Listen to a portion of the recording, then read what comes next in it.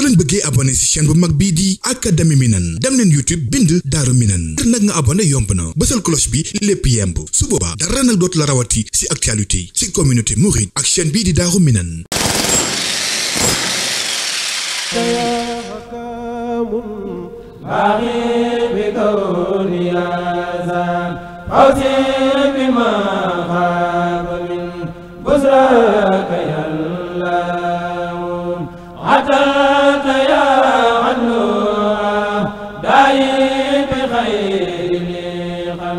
ولا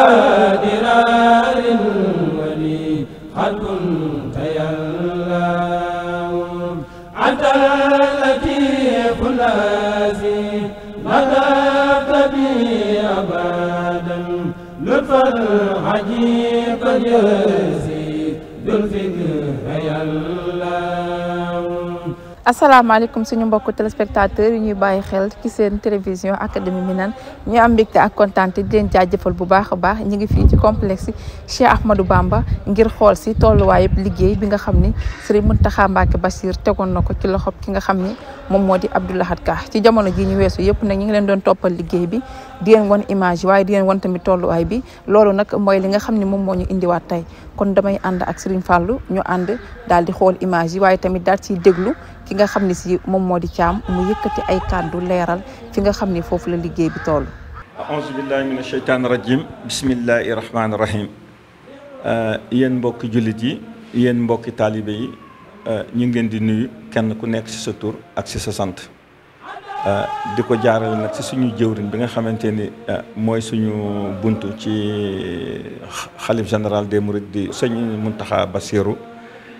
ñu di ko wax suñu président directeur général bu Touba Matériaux di Abdou Lahad Ka mi nga xamante ni moom ñu ngi santaat yàlla bi nga xamante ni li ko sëriñ bi doyloo woon ba yëkkati liggéey bi teg ko ci loxoom daal ñu ngi ko ci toll di sant toujours ci jamono bii nga xamante ni fi lañ toll muy jamono bi nga xamante ni li ñuy wax ni sëñ Touba amul tànki ginnaaw waaye ay tànki kanam la am. donc instant bi ñu toll nii ñu ngi toll ci phase boo xamante ni ci biir waxtaan bi di ngeen xam li tax ñu wax loolu li si des it ñu dolli ko nag ki nga xamante ni mooy sëñ Mountakha Bassirou mi nga xamante ni moom ci boppam ñu ngi koy santaat di ko gërëm te di xamal mbokki taalibe yi ni leen li commencé ci ñun ñii nga xamante ni ñun ñoo nekk ci chantier bi nga xamante ni kenn ku nekk jël nga ci sa ñaqit jox ko waaye terewul ñun gis nañu te mën a seede ni li mu dugal ci chantier bi ëpp na li nga xamante ni ñun taalibe yi moom lañ joxe loolu nag ñu ngi ko ci sant di ko gërëm te di xam ni wax dëgg yàlla lii moom tiitaru yoonu murit la. beneen bi ci des nag mooy ñuy sant nag ñii nga xamante ni moom mooy waa Académie Daaru Minane ñi nga xamante ni sëñ Mountakha Gabon moo leen jiite te it wax dëgg yàlla ñu ràññee ci ki nga xamante ni moom mooy Soxna Diarra Bousso mi nga xamante ni moom mooy couvrir toujours couverture médiatique yi di ànd ak ñi nga xamante ni mooy ay caméramanam ak ay collègue am ku demee ni sëñ Fall mii nga xamante ni moom mooy génn image yi ngeen mën a gis nga xamante ni PC yi dina ko jël teg ko fi mu ko war a teg suivant les règles de l'art ak ki nga xamante ni moom la ñuy wax Mountakha kon Académie Daaru Minane gàcce ngaalaama waaye nag lii du tey du guleetit puisque ki nga xamante ni moom mooy YouTube bu jëlee raaya jox ko nit sérieux ba moo gën a tax waaye génn image kenn ku ne mën na ko waaye nag sérieux ba nga cay doxal ak confiance bi nga xamante ni ak certitude bi loolu moo tax ñi ngi santaat Académie Daaru Minane parce que bis mu ne ñu mbëkkanteeg ñoom sax ci terrain bi parce que ñoom dañuy bëgg xëy na yenn saa yi jikkoy entrepreneur wane lii waaye ñoom dañ naan lépp la ñuy wane parce que dañ fay nekkal ñëpp kon nag loolu ñu ngi leen ci sant di leen gërëm ginnaaw bu loolu weesoo nag ñu di leen di expliquer fi nga xamante ni moom lañ toll ci wàllu liggéey parce que liggéey bi booba ba léegi sëñ bi dañu woon bu mu laal suuf na jëm kaw ca kaw ca kaw te booba ak léegi aussi loolu kii nga xamante ni mooy Abdou Lahad Ka wax dëgg yàlla ñun ñu ngi koy santaat parce que képp ku fi ingénieur ku fi technicien ak koy manti doon saa yoo ñëwee guddi di nga ko fi fekk boo ñëwee bëccëg fekk ko fi nga def say planning mu modifier ko nga def say plan d'action mu modifier ko ci dans le sens wàññi délai yi dans le sens it jël matériel bi nga xamante ni moo gën ci matériel yi maanaam jël ay fiche technique comparé leen seet bi nga xamante ni mooy fiche technique bi ci gën mu doog koy jël boobu lay jël doog koy présenté ki nga xamante ni moom mooy bureau de contrôle te loolu mënoon na ko cee bañ a fekk parce que bureau de contrôle loolu mooy liggéeyam waaye moom balaa muy àgg bureau de contrôle li ñu naan auto contrôle moom la Abdou Lahad Ka di def ci chantier bi ginnaaw loolu nag ñuy xamal nag mbokki taalibe yi di leen rassurer ci benn point boo xamante ni tey jii sawar nañ trop ci di ko wax mooy que ni booba ba léegi ñi ngi wax université di wax université mais dañoo toll foo xamante ni ren jii sëñ Mountakha Bassirou dafa jël décision pour que université bi commencé ak ni mu war a mën a commencé objectif bi moo doon lépp commencé ndoo mais comme gis nañ ni instant bi ñu toll nii travaux yi presque yii pare nañ 100%. yii pare 100% war a équipé yii toll ci 50% yii toll ci ay 75% ñu ne nag kon léegi nañu demee système boo xamante ni nañu fexe ba livrer ki nga xamante ni moom mooy sëñ Badiou mi nga xamante ni mooy recteur bi ñoom ak service pédagogique bi nañu commencé université bi ren. donc nag décision bi nga xamante ni moom la ñu jël mooy dañoo seet li nga xamante ni pare na ñu defal ko clôture provisoire. def ci assainissement def ci électrification ba pare nag def ay équipement yi nga xamante ni mooy équipement yi nga xamante ni bu ñëwul étudiants yi duñu mën a jàng donc ci biir loolu ci côté Touba matériaux actuellement am na fa ñetti bâtiment yoo xamante ni équipé nañ ko ba pare mu des fa yeneen ñetti bâtiment yoo xamante ni aussi dinañ ko équipé joxaale leen ko maanaam muy que ni Touba matériaux dina joxe 5 bâtiments yoo xamante ni benn bi dafa nekk grand modèle boo xamante ni double yeneen bâtiments yi la moo tax ñu naan 6 bâtiments mais 5 bâtiments lay joxe yoo xamante ni 5 bâtiments yi mi ngi toll au total ci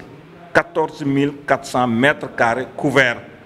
war a représenter 7200 étudiants yoo xamante ni ren dinañ fa mën a jàngee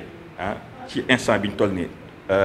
lu boole ko it benn restaurant boo xamante ni restaurant 400 mètres carrés la dina mën a jël 265 étudiants par passage. loolu nag dañuy obligé nag boole ci nag ci ñi nga xamante ni suñuy naataangoo lañu nekk ci chantier bi di fi yëngatu te it aussi def fi loo xamante ni aussi lu ñu sant lu ñu gërëm la muy ku mel ni Touba ca kanam. Touba ca kanam it dina joxe benn bâtiment boo xamante ni dina nekk 2400 mètres carrés de 1200 étudiants. ñi nga xamante ni moom mooy opérateur économique yi dinañ joxe ñaari bâtiment yoo xamante ni pare na bâtiment bu ci nekk 2400 mètres 1200 mètres carrés muy 2400 war a toll ci 2400 étudiants. Au total ça veut dire que donc ren ji bu ñu boolee 7200 étudiants Touba matériaux yi ak 3600 yi nga xamante ni 2400 yi opérateur économique yi ñoo koy joxe 1200 yi Touba ca kanam dina nekk donc 10800 places yoo xamante ni ay étudiants lañ yoo xamante ni service pédagogique nag ñoom ñoo xam naka lañ koy dispatcher entre Majalis ak UFR sciences islamiques et langue arabe yooyu moom domaine la boo xamante ni ñun construction moo ñu intéressé mais xam nañ daal 10800 places yi disponible na. ginnaaw loolu it aussi suñu mbokk yi nga xamante ni aussi ay jigéen lañu tey jàmbaar muy les femmes commerçantes ñoom it dañoo livrer benn bâtiment exactement bu mel ni ab restaurant bu mel ni comme restaurant bi Touba matériaux def. Restaurant boobu 400 mètres carrés la di 265 étudiants par passage donc 265 yi nga xamante ne mën nañu dem ci restaurant jigéen yi ak 265 yi nga xamante ne mën nañu ñëw ci restaurant bi Touba matériaux defar bu ñu leen boolee dina nekk 530 places yoo xamante ni 530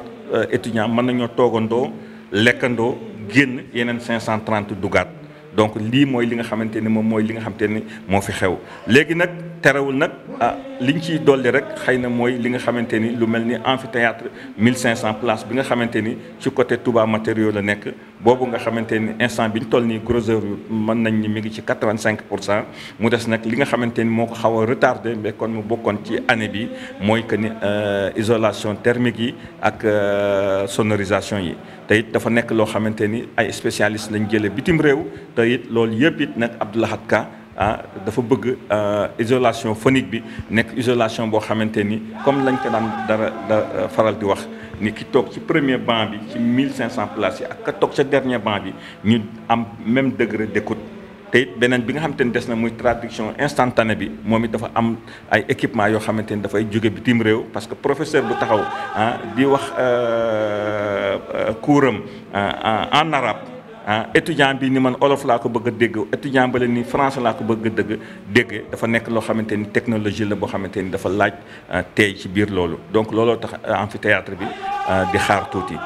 rectorat bi nga xamante ne nag mooy administration université bi moom comme ni ma leen ko daan waxee rek ni leen gros œuvre am pare na depuis léegi nag li nga xamante ne mur rideau yi ak surtout GTB bi maanaam mooy gestion technique des bâtiments parce que ginnaaw bu chaque bâtiment amee équipement am dafa am benn autocontrôle buy am ci service administration bi nga xamante ni dañuy yore seen benn centrale boo xamante ni lépp lu xew ci université bi su fekkente ni en image la wala en défaillance ñoom mën nañ ko xam sax avant ñi nekk ci bâtiment bi di ko xam parce que dafa nekk loo xamante ni contrôle la boo xamante ni contrôle bu strict bu ñuy def ci université bi la muy beneen bi ci des nag muy bibliothèque ba moom it instant bi ñu toll nii ñi ngi toll ci premier étage te ñi ngi war a dem 2 étages plus édicule parce que bàyyi leen xel ni au départ mi nga waroon nekk 6 mais dañuy jël ñaari étages yooyu yóbbu ko ci kër xasida yi boole ko ak bâtiment bi nga xamante ne moom la suñu mbokk Hizbut Tarqiyyah di def te ñoom it ñu toll ci seen gros œuvre foo xamante ni presque mën naa ni maîtriser wu ma ko à 100% mais li ma wóor ci visuel toll nañ ci dépassé nañ les 75% en gros œuvre te it aussi ñi ngi doxal en seconde œuvre ci suuf parce que it nag ay bàyyi faalu yoon wi lañu yoo xamante ni wax dëgg yàlla man xëy na peut-être du ma leen jàppee concurrent mais damay jàpp ni li ñuy def ci université bi xool sedd na ci guy. kon nag ñi ngi sant académie Daaru Minam mi nga xamante ne ñoom ñoo tax ñun ci suñu wàllu bopp ñuy gën di góorgóorlu ci benn côté li tax ma di ko wax nag mooy que ni comme ñoom dañ lay bett à tout moment ils font des visites inopinées dañuy jékki-jékki rek ñëw ni xuus sa kaw donc nag de telle sorte que nag heure bu ñu fi jaaree rek war nga mën a góorgóorlu parce que bu ñu fi jaaree dinañ xamal sëriñ bi dinañ xamal communauté bi dinañ xamal képp koo xamante ni taalibe nga li xew ci chantier bi kon ñu nit en tant que des entreprises yi nga xamante ni dañoo toog suñu jëwriñ sëñ Mountakha Bassirou wóolu ko teg liggéey bi ci loxoom kon ñu nit ñi ngi góorgóorlu di moytu que ñoom bu ñu fi jaaree wax bi di nekk benn à chaque fois bëgg nañ daal saa yu ñu fi jaaree ci kaddu mu am avancement ci PC maanaam ci li nga xamante ni moom la ñu jëmmal seen ginnaaw mu nekk loo xamante ni lu nit ñi ràññee lay doon te it nag wax dëgg yàlla bee passé ñaax naa sama mbokk taalibe yi man ak sama morom ñi joxe ak ñu joxewul it képp koo xamante ni war nga mën a taxaw li nga xamante ni moom mooy actuellement 10 800 places yi nga xamante ne ñoom la ñu livré sëriñ bi ci boppam moo jël engagement def na équipement table yi ak chaise yi def équipement tableau yi defaale équipement bi nga xamante ni moo gën a ëppati solo muy li jëm ci sécurité incendie li jëm ci vidéoconférence ak détails yu demee noonu te it wax dëgg yàlla it aussi ñaax na waa Senelec ba jamono yi ñu toll nii waa Senelec ñi ngi dugal électrification boo xamante ni dañ ko defal benn poste boo xamante ni spécial la pour affaire baisse de tension yi bañ a yàq matériel sophistiqué yi nga xamante ni yii Abdou Lahad Ka moo ko dem jëli yii sëriñ bi moo joxoñ baaraam ñu dem jëli ko te it ñuy xaar nag les bienveillances ñi nga xamante ni ay taalibe lañu te it aussi en dehors de liñ leen sas ku ci mën a dimbali sëriñ Mountakha Bassirou Mbacké sant ñu nag pour ñu waxal ko ci dara parce que nee na lépp loo xamante ni liggéey la wala loo xamante ni lu ci war la nañ seet la ca gën te la ca gën it buñ sa tolloo it aussi nee na xaarul ma Sàmba xaarul ma Demba képp ku ko ci fekk si jël loo ko mënti joxit mu teg ko ci loxol sëñ Touba ñu dugalaat ko ci université bi képp koo xamante nit aussi fa nga mën a yem fa nga yemit moom dina laaj sëñ Touba def ci liggéey bi kon nag wasalaam ñi ngi sant académie Daaru Minam di sant nag au passage soxna Diarra Bousso mii nga xamante ni moom ci boppam wax dëgg yàlla amul guddi amul bëccëg ànd ak sëñ Fallou mi nga xamante ni am na PC yoo xamante ni wóor na yàlla ak yonante ba bu dul woon ñoom kenn du ko xam parce que yenn saa yi nga def liggéey boo xamante ni beneen liggéey day ñëw tegu ci kawam ku ñëw gis liggéey bi ci kaw dana lii de nangam la jar wala mu joxe interprétation mais bu fekkul woon académie Daaru Minam jël la weesu kon dina doy waar exemple bi ma ci mën a jox rek pour gàttal mooy que ni fondation yi bâtiment boo gis actuellement fondation du weesu ay 1 mètre 1 mètre 20 mais fii ci université bi amu fi benn bâtiment boo xamante ni fondation agul minimum 2 mètre 50 ba 3 mètre 50 yoo xamante ni fa la semelle ya àgg ak yi nga xamante ni ay semelle isolé lañu. lu mel ni bâtiment bibliothèque bi waxoon naa leen ko ni leen bâtiment bibliothèque bi radier la boo xamante ni 60 centimètres la nekk 1200 mètres carrés yoo xamante ni dañ ko def radier à 60 centimètres biñ ko xaymaa mu jël 530 tonnes de ciment ak 150 tonnes de fer. donc loolu dafa nekk te uniquement pour fondation rek la bokkul nag ak voile bokkul ak rez-de-chaussée bokkul ak premier deuxième troisième kon ñi ngi sant académie Daaru Minam mi nga xamante ni yooyu ñu passé ñoom rek ñoom ñoo mën a indi leeral ba ñu xam ni que tey aussi ñu bàyyi xel que ni dafa am sécurité incendie bi dañoo def bâtiment yoo xamante ni ay dalles pleines lañu de 20 centimètres. yoo xamante ni actuellement yàlla tere ko bu ñu toogoon ba nga xamante ni fu mel ni rez-de-chaussée wala fu mel ni premier incendie amoon na fa ki nekk ki ko féete suuf wala ki ko féete kaw mën naa toog lu mat ñaari waxtu buñ ko waxul ni ko niveau bi sa suuf wala niveau bi sa kaw mi ngi lakk du ko yëg. parce que dafa nekk ay normes yoo xamante ni waa bureau de contrôle ñoom ñoo ko imposé muy SCAC international ànd ak bureau d'étude bi nga xamante ni suñu mbokk mi nga xamante ni wax dëgg yàlla turam xëy na échappé na ma waaye nag nit la koo xamante ni heure bu ne moom mooy calculer di ko jox waa bureau d'étude waa bureau de contrôle ñoom ñuy valider loo xamante ni jaar na yoon lu jaarul yoon ñu delloo ko ñu def at beneen vérification kon nag wasalaam ñu ngi leen di sant di leen gërëm tey ñaanal académie Daaru Minam ci barke Serigne Mountakha lépp loo xamante ni Touba Matériaux yëlee na ko fi daal nañ ko bokk ak ñoom ñi nga xamante ni ñoom ñoo tax suñu liggéey di feeñ wasalaam.